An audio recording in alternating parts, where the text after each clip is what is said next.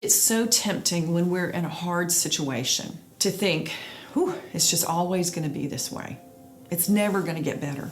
But if you'll think back in your life, some of the hardest things you've been through had a beginning, a middle, and an end. We need to remember that we're just passing through a difficult situation, that it's not always going to be that way.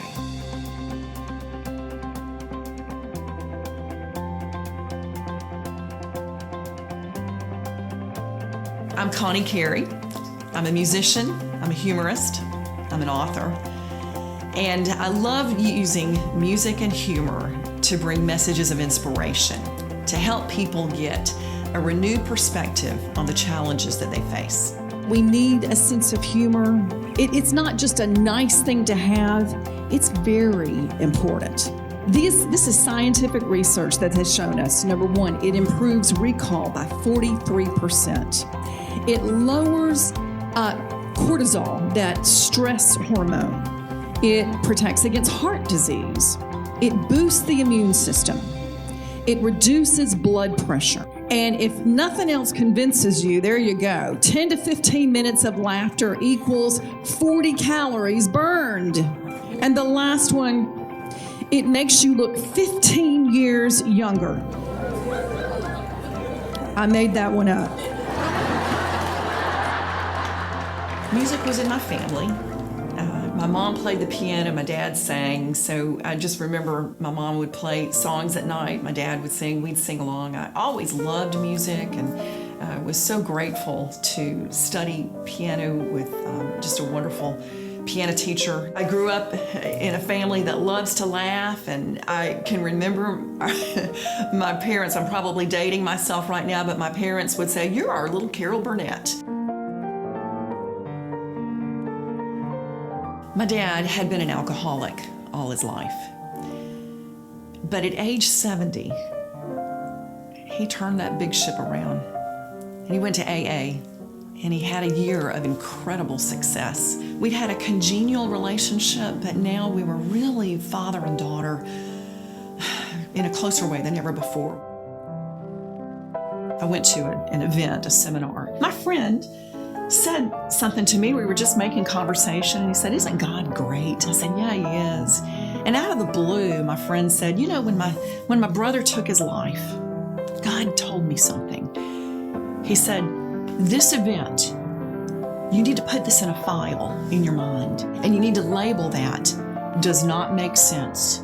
And he said, God said, "Now I want you to close the drawer and leave it with me."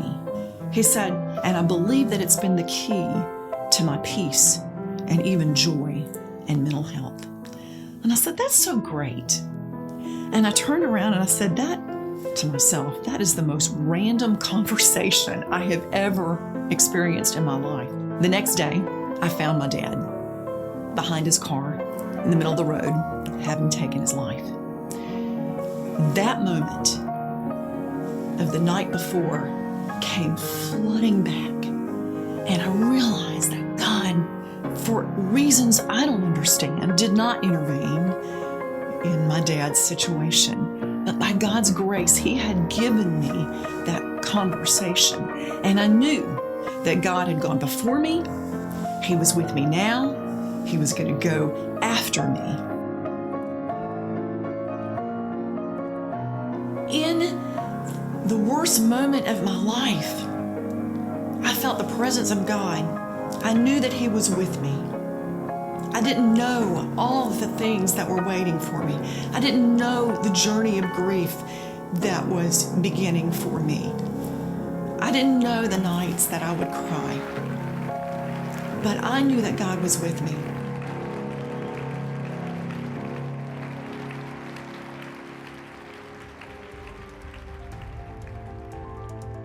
There's not enough to say about how much community means to me. The ladies in my life, the Bible study that I'm a part of, means so much to me. They're not all like me. They have comforted me in ways that have just been so meaningful to me, and I'm able to comfort them as well. And I thank God for those experiences. John is strong where I'm weak. John is organized. John is on time. John knows what he's going to wear the night before. John knows what he's going to eat the day before. He's very, very supportive. He supports me in my message. My goal is not just to wow my audience, but really to change them. But the pressures of life and work can take a toll on our good humor and our outlook. We all want to be happy, productive, and resilient, which means to do that, we have to get a new perspective on life's challenges.